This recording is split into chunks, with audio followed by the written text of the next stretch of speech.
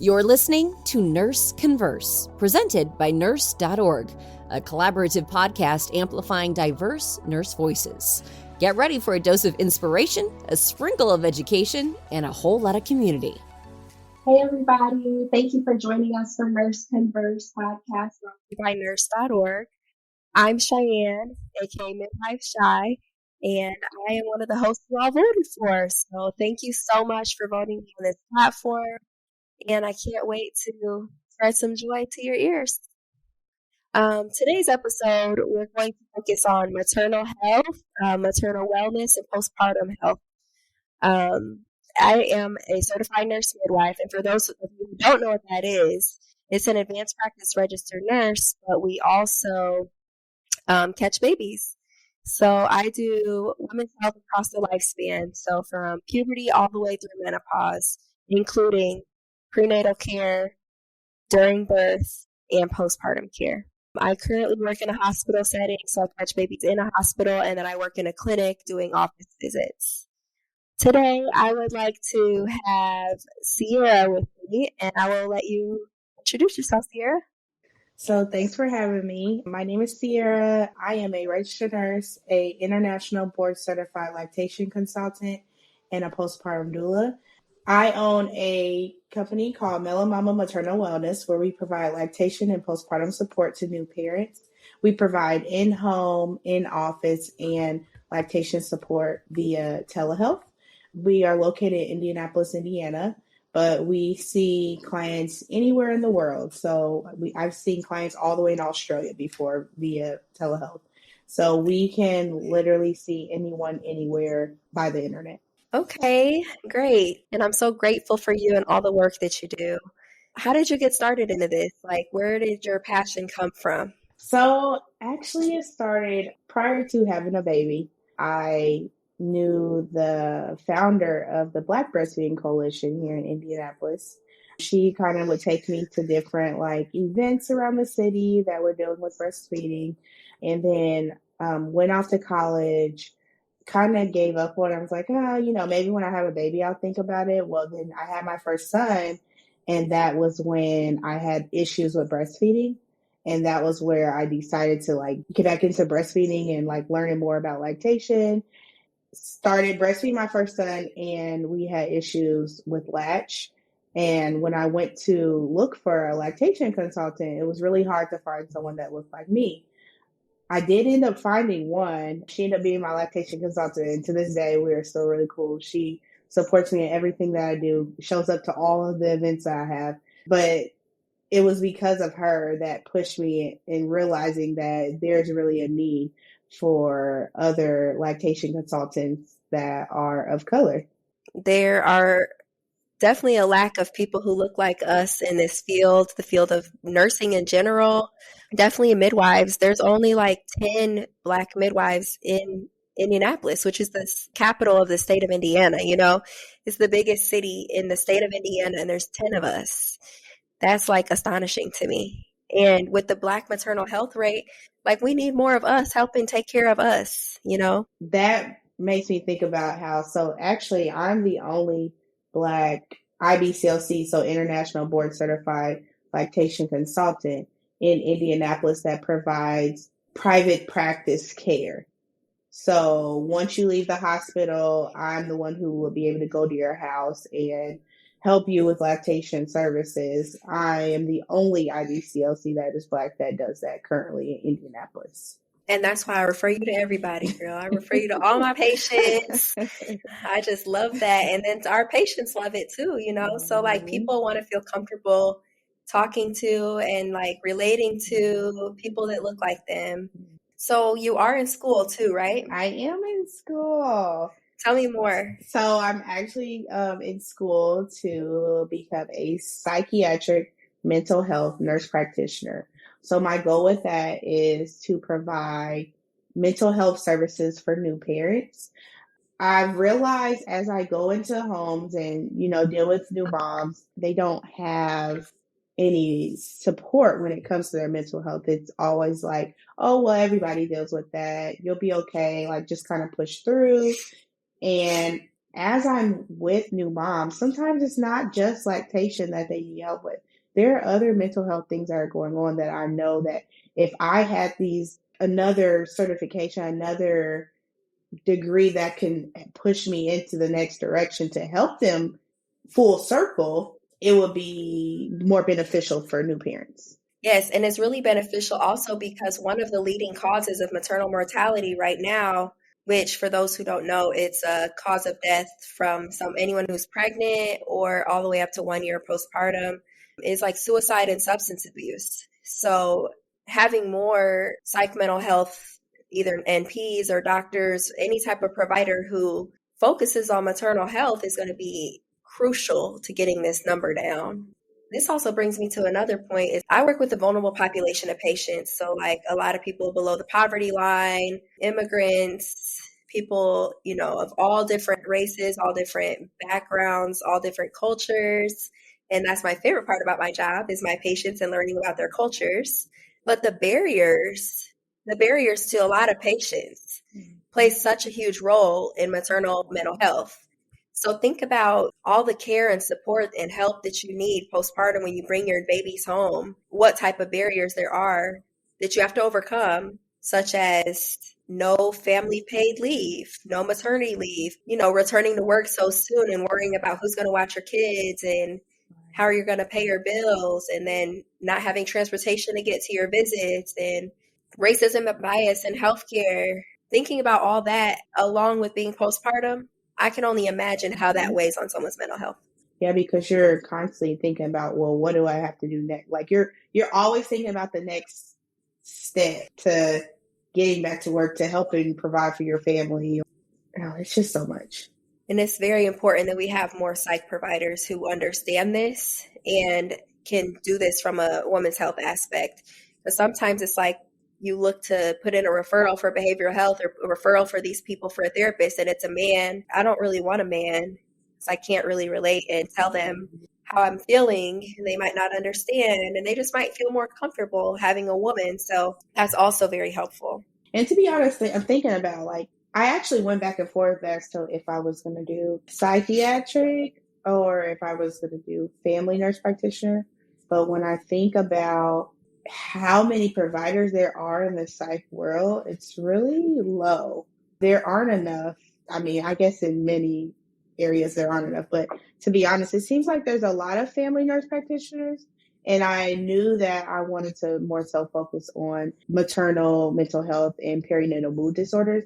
And I just feel like there's just not enough help with that, especially Black women. Like we are usually underdiagnosed because most times you don't want to go and talk to someone about it because maybe your parent might have told you like, no, girl, you don't need to do that. Like it's almost like a thought that a lot of Black people do not want to get therapy or get help because you don't think that you even need it. And I want to also say that therapy should not be frowned upon or maybe thought of as, oh, the only reason you need to go is if something's wrong. Like you can legit have a therapist and nothing be wrong. They can really help you through just like everyday life challenges that you might not even know that you even needed a therapist for, or like somebody to actually help you with. So therapy can be used to help you with everyday challenges. So whether that's like helping you create a better schedule, talking you through maybe some feeling that you might have had, and it can actually help you with like work challenges too. So say you have issues like with dealing with certain conflicts at work, like a therapist can actually like walk you through ways on dealing with that as well. So I think it's so often we think, oh, you have to have a problem just to get a therapist, but you don't. That's super helpful. You with so many other things. Because I'm about to go get me one too, girl. Because, there's just so many things that we deal with as Black women. We're undervalued in every aspect of our life. And that can really come out in how we feel about ourselves. It can come out in our self-esteem. It can come out as imposter syndrome at work. So many different things. So that's on my to-do list in 2024 is give me a good therapist. And I want to add in that a lot of people don't realize that therapy is a lot of times part of your insurance plan. So you can actually get a therapist through your insurance.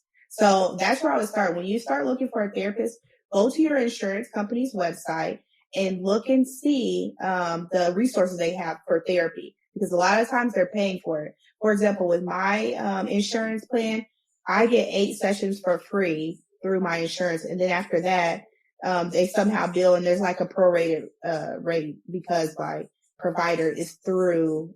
Check with your insurance first before you go like looking for one. You might as well use the resources you got. Okay, because I really want a Black woman therapist because I want someone I can relate to, just like the people who come find a Black LC or a Black midwife. I want a Black therapist, a Black woman therapist. So I have a little list made, but I'm definitely about to look on my insurance plan and see, because we need help, all the help we can get. So that being said, you accept insurance and like Medicaid and stuff like that for your business and for your patients, right? Tell me more about that. Like what made you decide that was a good idea for your business? Right. So originally when I created my business, it was in 2020. I went on to create a nonprofit in 2022. So it'll be almost 2 years, and that is really when I decided to start applying for grants to help pay for lactation care. So currently in the state of Indiana, Medicaid does not pay for lactation care. Once you leave the hospital, Medicaid will not pay for it. So what it is that they refer you to WIC. WIC sometimes is very understaffed. They a lot of times don't have enough resources. Yes. And that was when I decided to create this nonprofit, because I knew that if I could get grant money to help pay for these lactation services for new moms, I knew that if I could accept Medicaid via grants, that would be the best way in order to pay for lactation services for new parents. Yes, and that's really wild that Medicaid doesn't cover lactation services, because in my opinion, lactation services is postpartum care. Mm-hmm. So postpartum care also isn't just 6 weeks after you give birth and then that's it. Postpartum care is really like at least 1 year, but they're saying like 18 months to 7 years is technically considered the postpartum period, as far as healing, mental changes, matrescence, and the different stages that you go through becoming a mom. Lactation is one of them, and that's considered postpartum to me, but here we are, and that's why the infant mortality rate is high as well. So we're doing things to change that one day at a time. Yeah, and when you think about lactation care, a lot of people think that, I probably only need help as soon as I have the baby, or maybe like the first week. But I always tell people, like, breastfeeding is a journey. So, and it looks different for everyone, really. So I provide personalized plans for each person. So just because I might have like recommended someone try one thing, I might not recommend the other person try that, because they have different things going on in their lives. So breastfeeding, when you think about over time, that could be, some people have breastfed up to like 5 years, but maybe someone else breastfed 6 months. Like, it's really up to the person. It's very much so what works best for you and your family. And I also want to say too that when it comes to lactation help, you might not only need help in the beginning. You might not need me until you're ready to wean and you're like, I don't even know where to start with this. So I get people at different points of their lactation journey. I love to get people in the beginning, because right before they have their baby, because then I can talk to them about prenatal care and then also getting ready before you have your baby. Things that you should have at your house before you have your baby. Things to expect. So as soon as you have your baby, let's talk about the golden hour. Like, just little things like that, so you know what to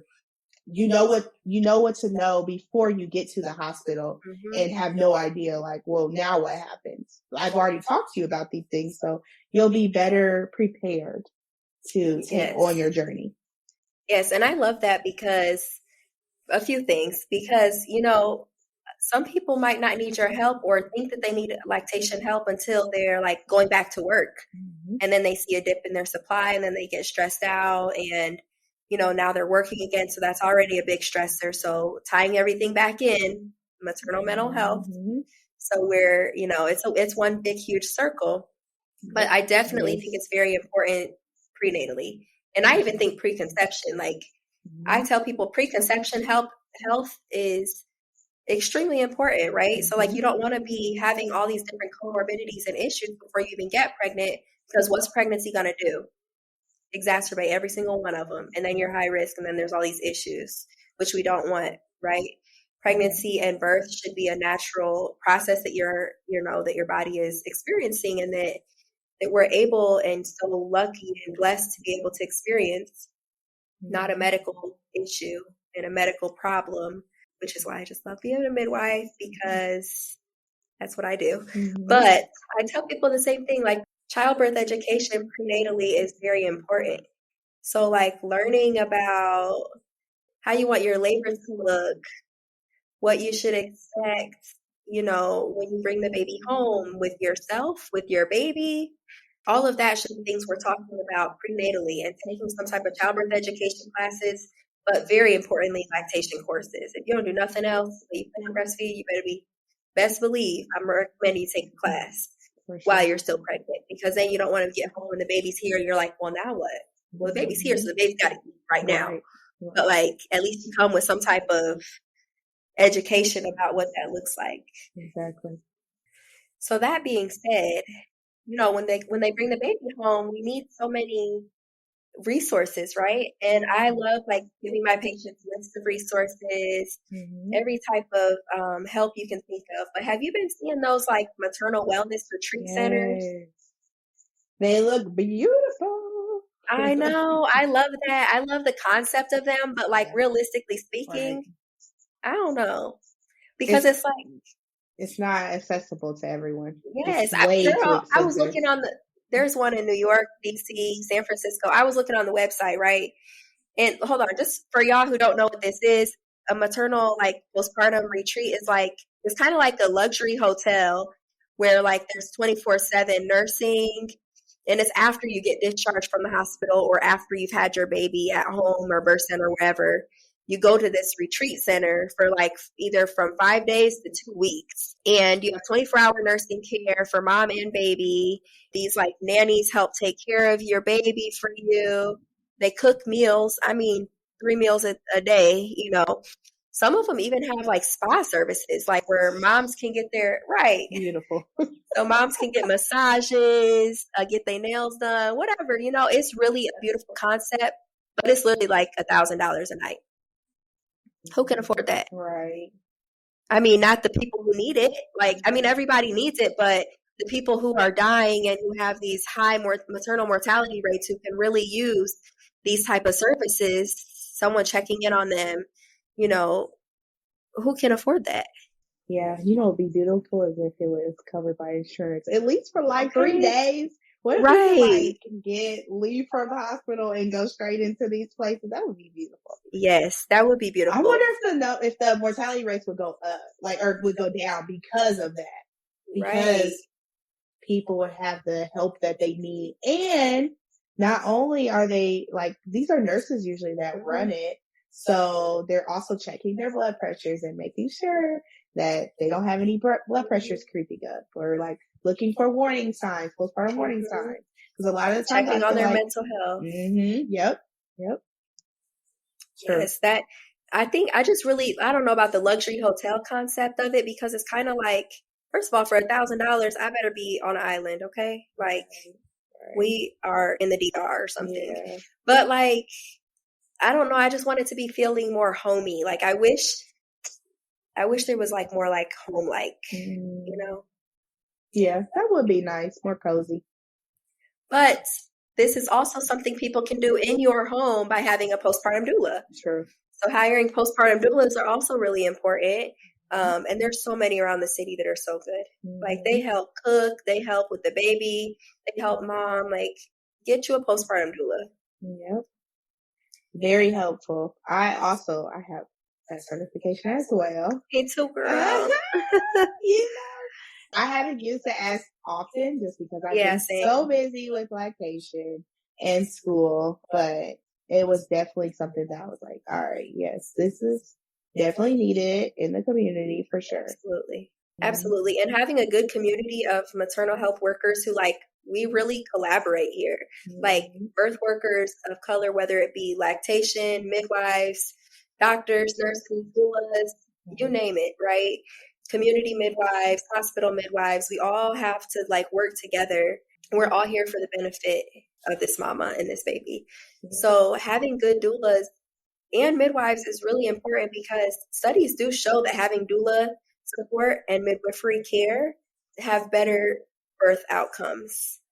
All these other countries, they have midwives as the main people who care for these patients, and their numbers aren't nearly as bad as America. You would think that we would be a third world country with how bad the maternal mortality rate is here, and it's sick because we're not. But if this was a rich, wealthy man dying over and over again, the government would probably put some funding towards it and things would be different. But I can't even get into that because we'll be here all day. So, Sierra, you do a lot of events in the city for, birth workers to come together, for expecting families to come. Tell me more about, the audience you aim to reach, how you educate us. Okay, awesome. So my audience is geared towards women of color, but I have clients of all nationalities. So I'm open to anyone, everyone that I can help. So my events are geared towards helping pregnant people to gain the resources they need, whether they're already pregnant or thinking about getting pregnant or recently had a baby. So that whether that's connecting them with different midwives or different OBs, doulas in the city, pediatrician. I literally have people come to me all the time asking, who should I have as my doctor? So I've actually created a spot on my website, www.melamamamaternalwellness.org. We'll link that too. So there's going to be an article after this episode, and I'm going to put a link to that for everybody who needs it. Yeah. So on my website, if you go to parent resources, for folks that are in Indianapolis, there is a spot where it has providers that are of color with each network. So that was something that I feel like a lot of people had asked me. So I just made a spot on my website. And every time somebody asks me, I send them your website too, girl, because that is so helpful. It's so helpful to have something that, brings us all together in one cohesive, list. You also have events where there's panels. And I love speaking on panels because I really feel like it's another way to get education out there for people who might not need it right now. So recently I spoke on a panel that was with a sorority at one of the colleges here.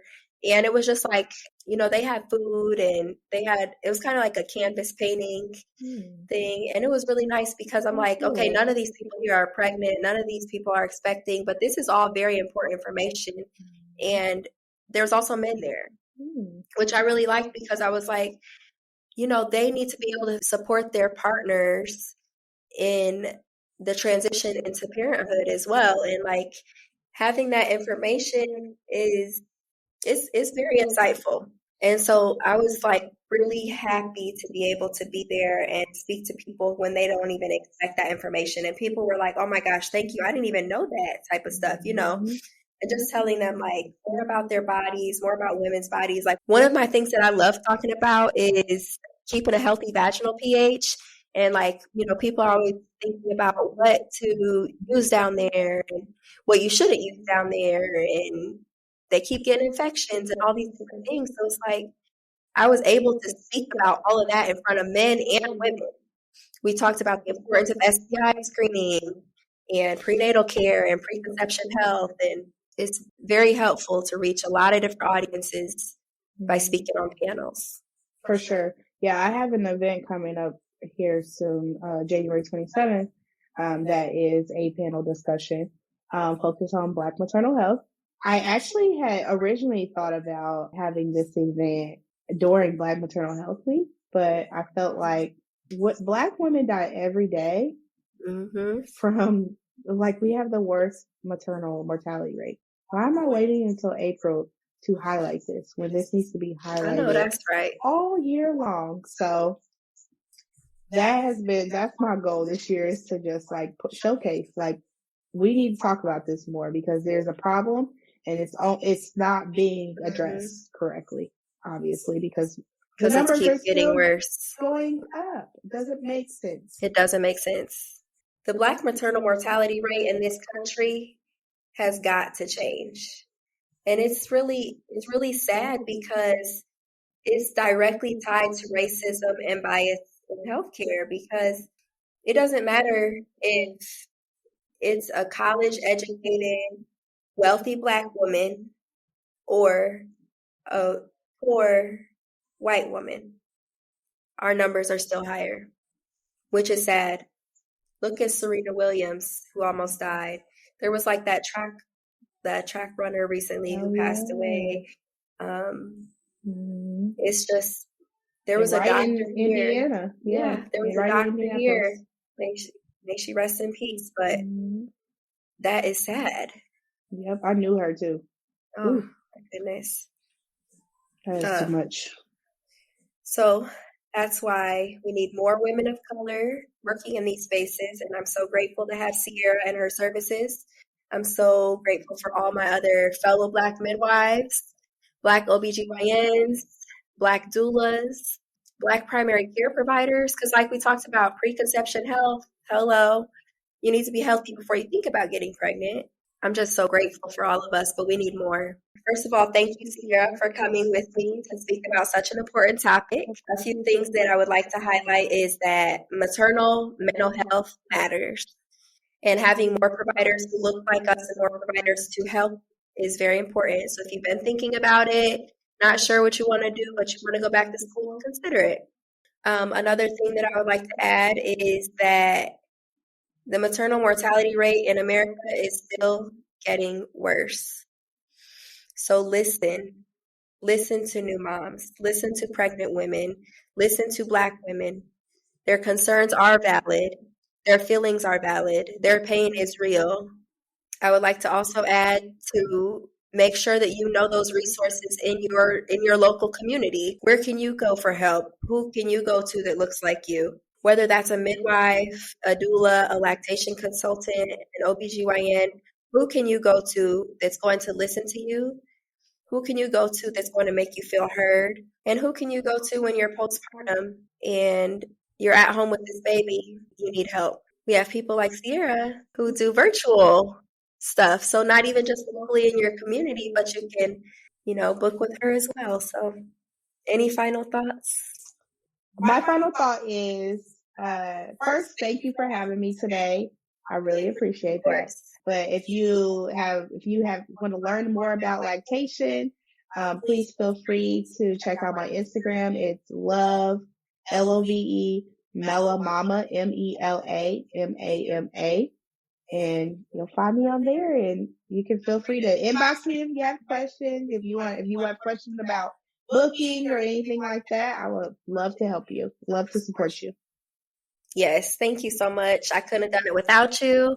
I love being able to highlight this topic that I'm very passionate about and I've spent my life work doing. So thank you so much. And again, that wraps up this episode. It's called Dear Mama, You Are Appreciated. Thanks for joining Nurse Converse, brought to you by Nurse.org. Help us grow by leaving a 5-star rating and review on your favorite podcast platform. Nurse.org supports nurses with career and education tips, life advice, and breaking news. Thank you for all you do and for being you.